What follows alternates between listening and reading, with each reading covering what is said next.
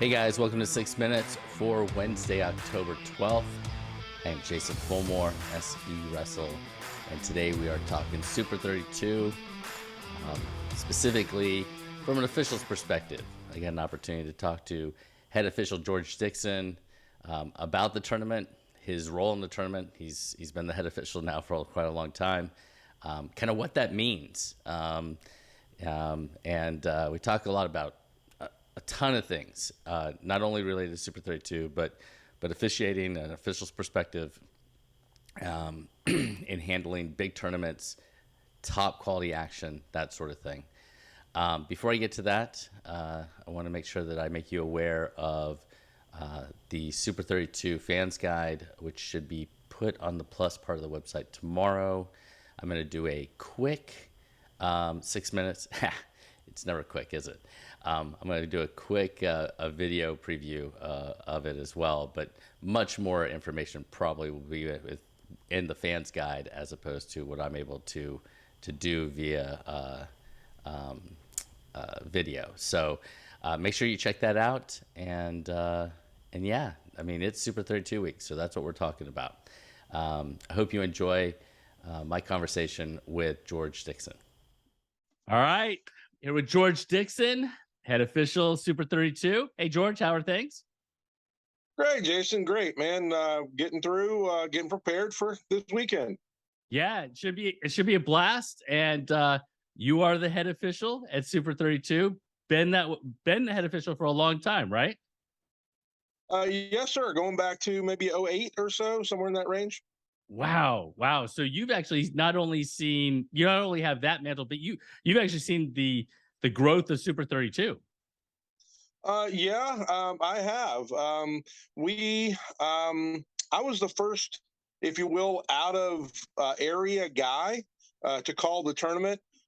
Dave Barker and I go way back to Appalachian State's wrestling camps. When he was coaching high school, I was coaching high school. And so we kind of met way back when.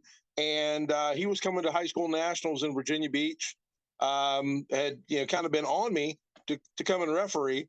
So I finally did. I came up to referee, and then the next year he made me the head guy. So Wow. Okay. So I want to put this in context for everyone. Actually, what does a head official do? Like, what is kind of the job responsibilities for your average person who doesn't really know? well, most of it is front end work. Getting the officials together, helping with the room situations, making sure everybody's on the same page with rules, the interpretations, anything out of the ordinary. Super 32 was one of the first tournaments to do college out of bounds. So making sure the guys are all up to speed on that now is not so bad because pretty much all off-season tournaments use college out of bounds. So not an issue much anymore. But that kind of lead-in stuff, just making sure everybody's up to date on where we're at with the rules, what kind of interpretations we're going to use.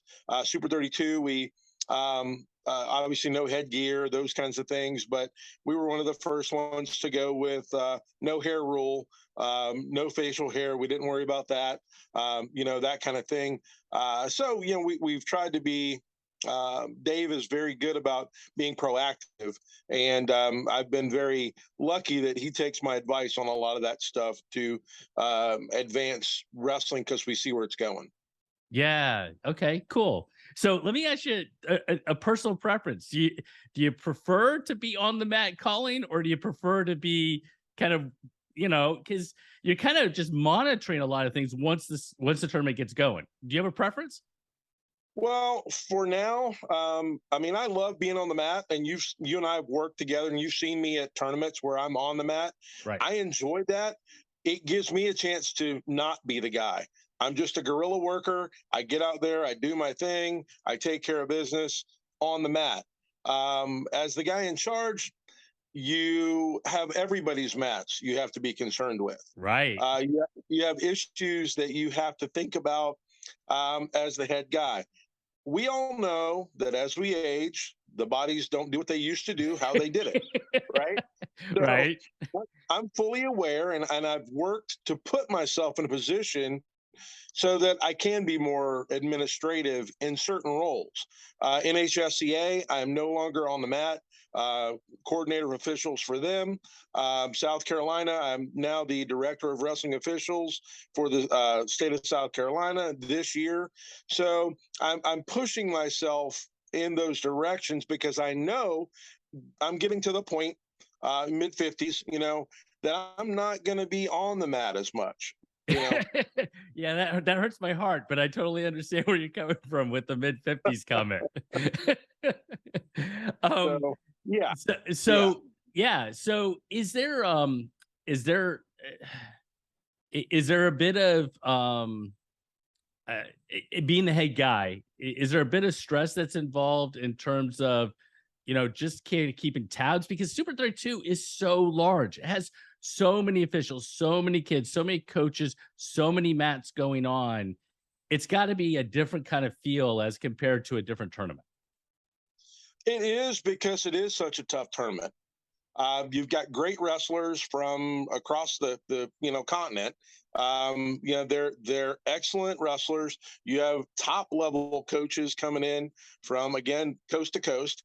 It's high level wrestling. Probably it could be argued that it's not, but it's the toughest high school folk style tournament in the country, Yeah, I bar none. agree. Yeah, I You agree. know, you got folk style, you got freestyle. Freestyle will be Fargo. This is the top of the top, the cream of the crop for style high school wrestling. Now with girls on Sunday, you got the middle schoolers, elementary on Sunday. So it's a great tournament for them as well.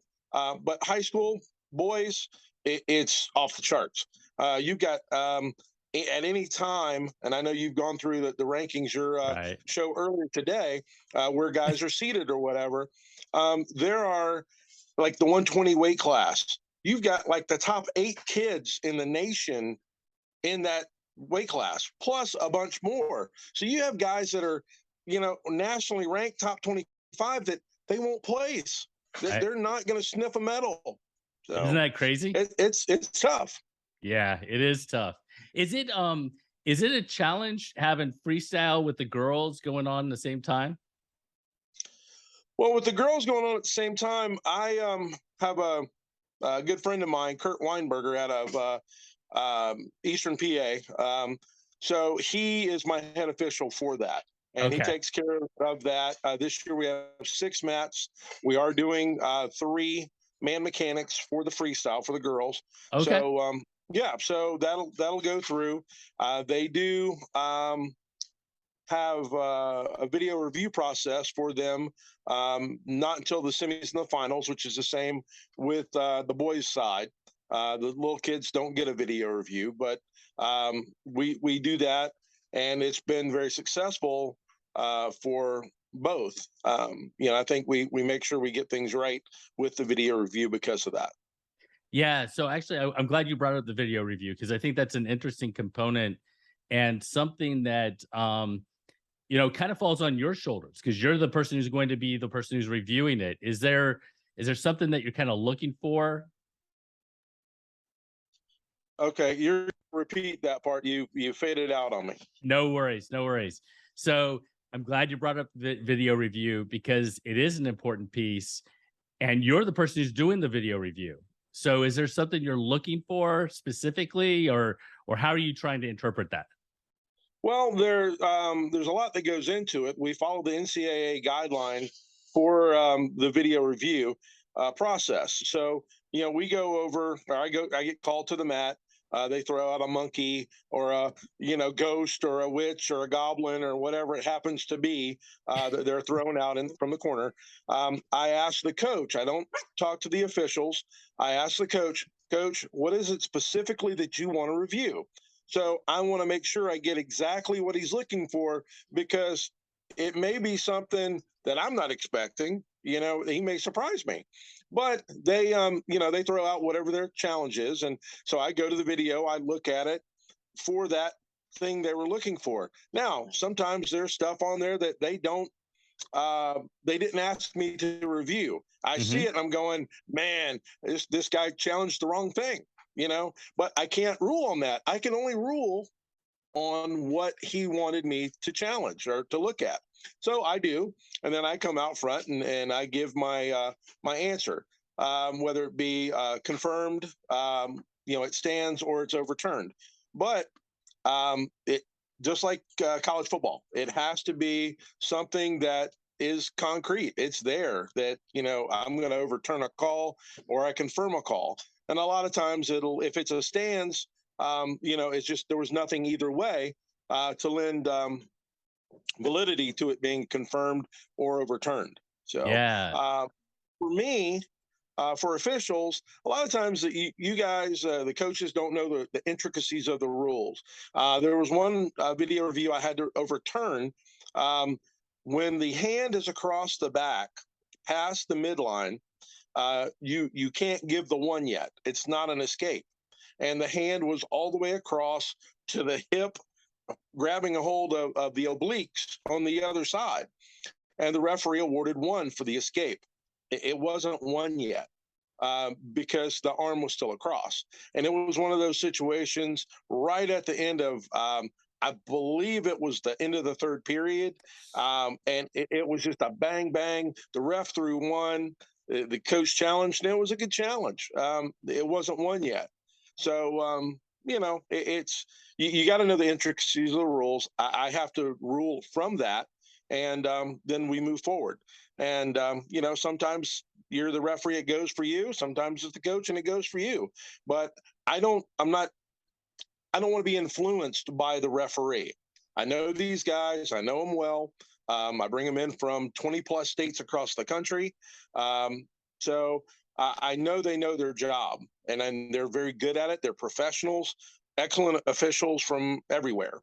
But I have to make the call from what the video shows. That's the other part of the process.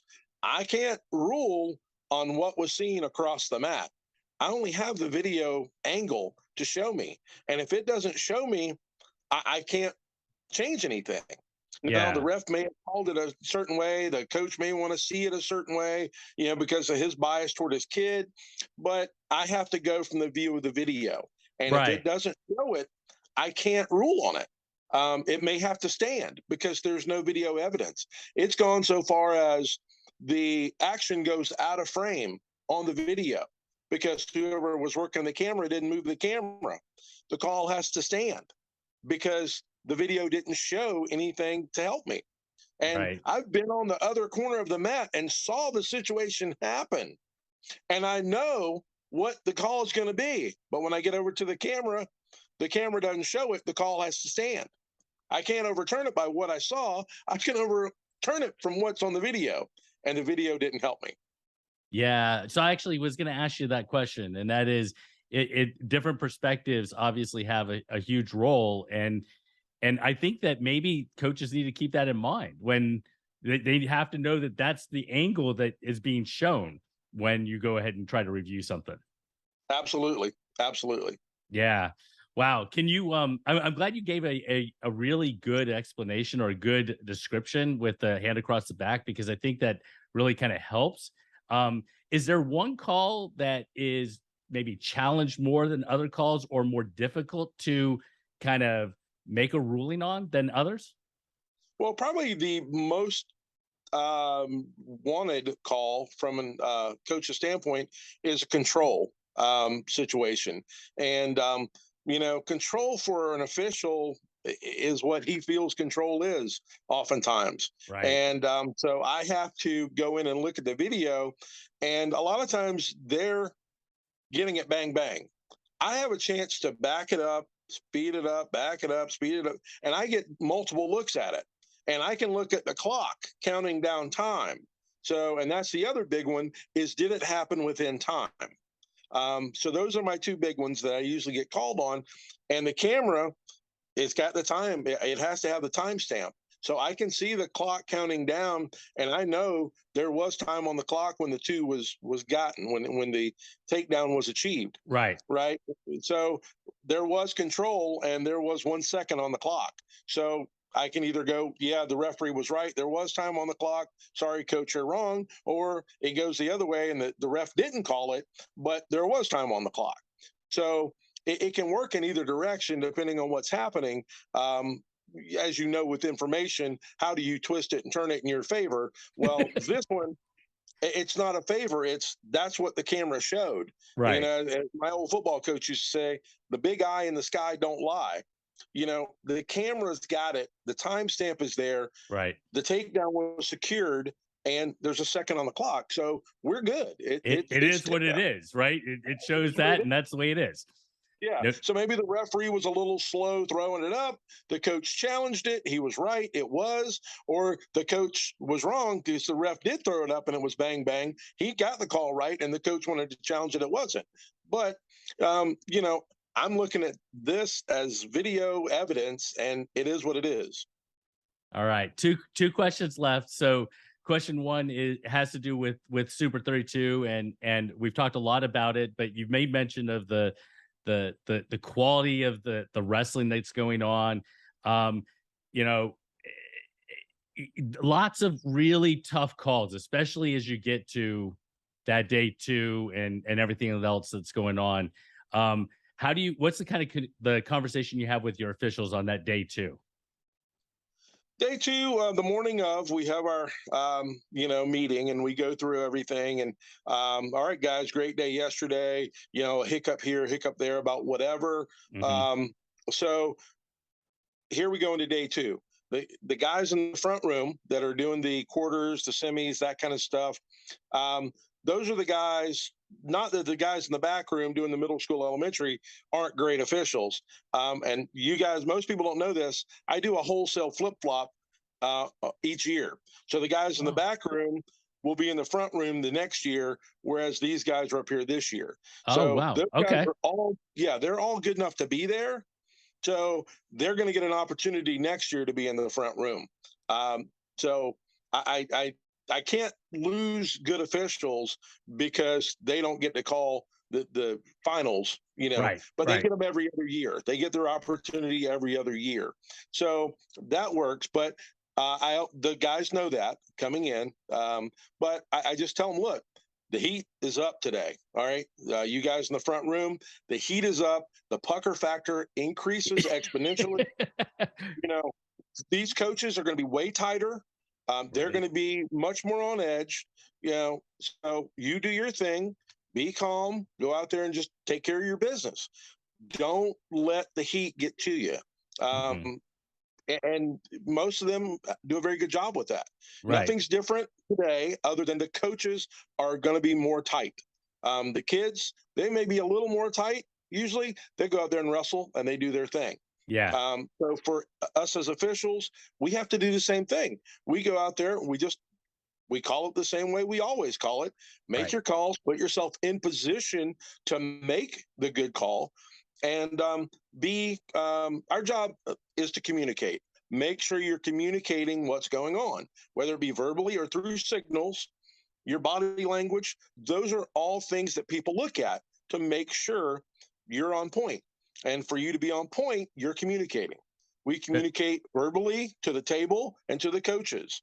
You know, we have two red takedown. We let them know that with a signal and verbally.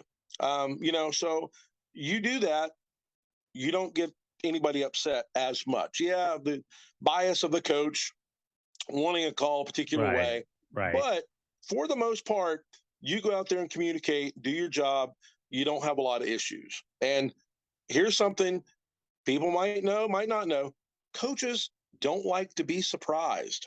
So if you're verbally letting them know what's going on, you know, they know what call is coming, or they Right. should if they're listening to what you're Right. saying. So Right. they don't get surprised and they don't jump out of their chair and lose their mind. So they don't surprise them. Let them know Right. what's coming. Very cool. Yeah. I can actually ask you a ton more questions about that, and we'll have to pick that up at another time. Yeah, The we'll do last that on a question, different one. Yeah. yeah, the last question I have for you is from an official's perspective, what do we need to do as a community? Not this doesn't have anything to do with Super 32, but what do we need to do as a community to grow wrestling? Well, first off, like many other sports, our officials get hammered. They do. And I don't mean they go out and get liquored up. I mean, the fans are after them. The coaches are after them. If you look at the wrestling officials as a whole, our group is older. We don't have a lot of young people involved. Our society today is different. The kids that are coming out going to college, they're great wrestlers. Most of them aren't going to coaching or anything else after. We need those kids to get back and give back to the sport by being referees. Let's get them trained up. But we got to have coaches that understand that we need these young guys involved. We locally had to change up because most of our stuff was on Wednesday night. It was JV, it was varsity, it was middle school. I was like, look, we don't have enough officials to do this. We can't do everything on Wednesday night. So middle school got pushed to Thursday nights. This year, we're pushing JV to Tuesday nights so that everybody has an opportunity to be seen. And the referees, we have enough that can work the events. Unfortunately, volleyball for middle school, I work at a middle school, and our volleyball team, our schedule at the beginning of the season, it had to be shuffled around because there aren't enough volleyball referees.